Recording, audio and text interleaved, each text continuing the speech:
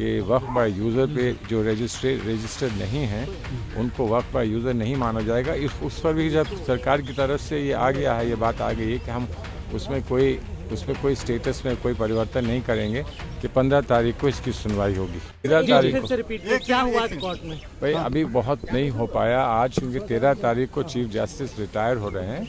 उन्होंने कहा कि आप लोगों ने जो फाइल किया है दोनों तरफ से, दोनों पक्ष ने जो फाइल किया है मैंने वो सब देख लिया है, तो इस पर हमको थोड़ा सा विस्तार की सुनवाई करनी पड़ेगी। तो आप बताएं कौन सा दिन ठीक रहेगा।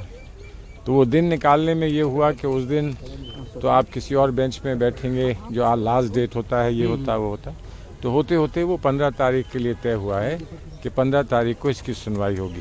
अब गवर्नमेंट का जो एश्योरेंस था उसको लेकर क्या होगा? एश्योरेंस तो रहेगा जब तक इसकी सुनवाई नहीं हो जाती तब तक एश्योरेंस तो रहेगा। बिकॉज आइडिया ये था कि उन्होंने एश्योरेंस दिया है, उस एश्योरेंस पर ही इसको स्थगित किया गया था, और वो जब तक सुनवाई नहीं हो जाती वो एश्योरेंस रहेगा।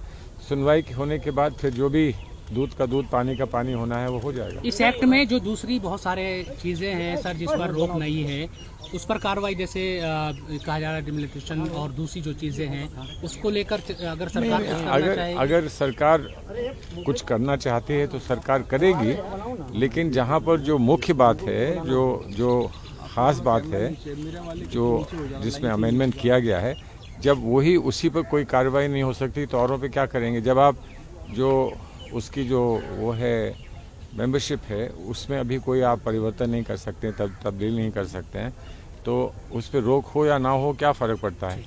दूसरी बात जो रजिस्ट्रेशन का जो कि ख़ास विशेष समस्या है कि वक्फ बाय यूज़र पे जो रजिस्टर्ड नहीं हैं उनको वक्फ बाय यूज़र नहीं माना जाएगा।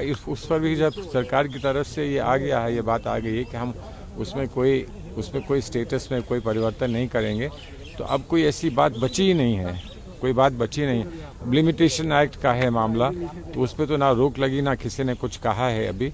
तो लिमिटेशन एक्ट में हो सकता है कि आप कोर्ट के सामने जाएं और लिमिटेशन आड़े आता हो तो कोर्ट उस पर सुनवाई ना करे, वो अलग बात है। तो कोई छोटी छोटी बातें हैं वो चलती रहेंगी, लेकिन सब लोग समझते हैं कि जो मुख्य बात है जब तक वो तय नहीं होती तो उससे प्रभावित जो भी बातें होती हैं उन पर भी यही माना जाता है कि इसको स्थगित करें, इसको बाद में सुनेंगे। Sir, in English, if you can brief us, what happens to the assurance given by the government to the court? Well, the assurance obviously remains, because it's on that basis that the court had fixed the hearing for interim relief. Since the court could not hear it today, and the court will not be able to hear it while the next not few weeks, but 2 weeks before the Chief Justice retires. So after consulting with everybody, the Chief Justice decided that the matter now should be heard on the 15th, which is on a day on which a full hearing can take place. But obviously the bench will change. It will be a new bench presided over by a new. It could be Justice Gawai, it could be anybody else. I don't know, because that's the power of the new Chief Justice to decide what the bench will be. So what happens to the assurance given by the... Assurance will remain. Assurance will remain. This is all an exchange between honourable people.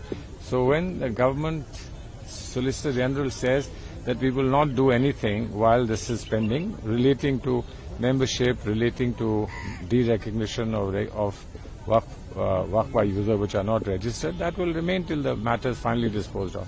So can you mention 1 or 2 points of your rejoinder that have filed for the client? No. The rejoinder points that have been filed are very clear. Rejoinder points are, the critical points are that too much is being made of large property increase since 2013. Now we find that there is no basis for saying this. No data has been provided.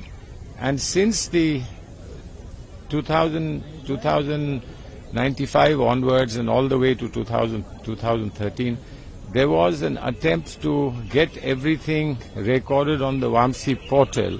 So obviously, when you start, portal would have less. When you finish, portal will have more.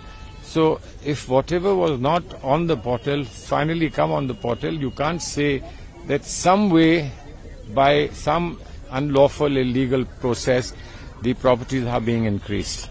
Because the properties are not increased by somebody putting a finger saying this is Waqf property. property has to go through a adjudicatory process. Waqf board to begin with, now with the amended law, the Waqf board will not be there, but it has to be decided to whatever extent the survey commissioner is there, to whatever extent the tribunal is there, and then to whatever extent there's an appeal to the High Court and finally to the Supreme Court. So before adjudication, you can't say somebody has